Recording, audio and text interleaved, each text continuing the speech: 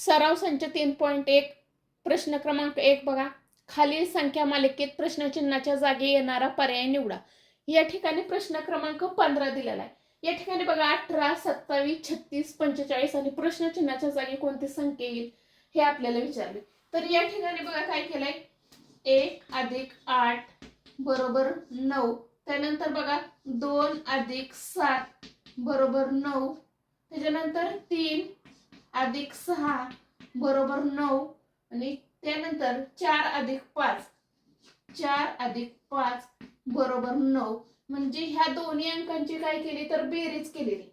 मग प्रश्नचिन्हाच्या ठिकाणी कोणता अंक येईल तर ज्या संख्येची बेरीज 9 येईल असा अंक येईल. तर या ठिकाणी बघा पर्याय क्रमांक 2 येईल 5 अधिक 4 बरोबर 9. म्हणून पर्याय क्रमांक 2 हे काय होईल या प्रश्नाचं उत्तर येईल. प्रश्न क्रमांक 16 पहा. 2, 4, 7, 12 प्रश्नचिन्ह आणि 30 अशी संख्या दिलेली. या संख्येचं निरीक्षण केल्यानंतर आपल्या असं लक्षात येते बघा, या ठिकाणी 2 ते 4 मध्ये 2 या संख्येचं अंतर आहे. 4 ते 7 मध्ये 3 संख्येचं अंतर आहे. 7 ते 12 मध्ये 5 संख्येचं अंतर आहे. मग प्रश्नचिन्हाच्या जागी कोणती संख्या येईल तर 12 मध्ये 7 मिळवल्यानंतर 19 ही संख्या येईल आणि त्याच्यानंतर अधिक 11 मग 30 संख्या येईल. 2, 3, 5, 7, 11 ह्या काय तर मूळ संख्या आहेत. म्हणून पर्याय क्रमांक 3 हे काय होईल या प्रश्नाचं उत्तर येईल. प्रश्न क्रमांक 17 पहा. 3, 10 प्रश्नचिन्ह आणि 66. बघा हा प्रश्न कशा पद्धतीने सोडवलेला आहे. या ठिकाणी काय केलंय तर 1 चा घन केलेला आहे. 1 चा घन 1 अधिक 2 1 अधिक 2 बरोबर 3. या ठिकाणी बघा काय केलंय 2 चा घन 8 अधिक 2 बरोबर 10. मग प्रश्नचिन्हाच्या जागी काय येणार आहे तर 3 चा घन येणार 27 अधिक 2 बरोबर 29. म्हणजेच पर्याय क्रमांक 2 हे काय होणार प्रश्नचिन्हाच्या जागी येणार. त्याच्यानंतर बघा 4 चा घन केलाय.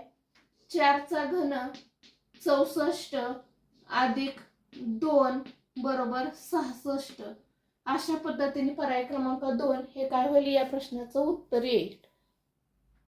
प्रश्न क्रमांक 18 पहा. 4/3 8/5 12/7 प्रश्नचिन्ह आणि 20/11.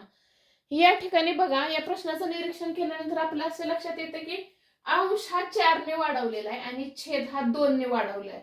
मग या ठिकाणी बघा 4 अधिक 4 केल्यानंतर 8 येतं. 8 अधिक 4 केल्यानंतर 12 येते. मग 12 अधिक 4 केल्यानंतर किती येईल तर 16 येणार आणि 16 अधिक 4 20 येणार. त्याच्यानंतर बघा छेदामध्ये 2 वाढवले. 3 अधिक 2 5 5 अधिक 2 7 7 अधिक 2 9 येणार. या ठिकाणी 9 येणार आणि 9 अधिक 2 11 येणार. म्हणजेच पर्याय क्रमांक 1 हे काय होईल या प्रश्नाचं उत्तर येईल. प्रश्न क्रमांक 19 पहा. 1 27 125 प्रश्नचिन्ह आणि 729. या ठिकाणी या प्रश्नाचं निरीक्षण केलं की आपल्याला लगेच लक्षात येतं की हे कशाच तरी घन आहेत. बघा या ठिकाणी काय केलं 1 चा घन 1 3 चा घन 27 5 चा घन 125. मग पुढे कशाचा घन येईल तर 7 चा घन येईल. 7 चा घन आहे 343. पर्याय क्रमांक 3 आणि या ठिकाणी जो घन दिलाय तो कितीचा येईल तर 9 चा घन येईल 729. अशा पद्धतीने विषम संख्येचे घन काय केलेले आहेत आपल्याला या प्रश्नामध्ये दिलेले आहेत. म्हणून पर्याय क्रमांक 3 हे काय होईल या प्रश्नाचं उत्तर येईल. प्रश्न क्रमांक 20 बघा. 16 64 100 प्रश्नचिन्ह आणि 196. या ठिकाणी बघा आपल्याला काय केले तर वर्ग दिलेले आहेत. 4 चा वर्ग 16 8 चा वर्ग 64 10 चा वर्ग 100. मग या ठिकाणी येईल तो 12 चा वर्ग येईल. 12 चा वर्ग 144 म्हणजे पर्याय क्रमांक 3 आणि 14 चा वर्ग 196 येईल. म्हणजेच पर्याय क्रमांक 3 हे काय होईल या प्रश्नाचं उत्तर येईल.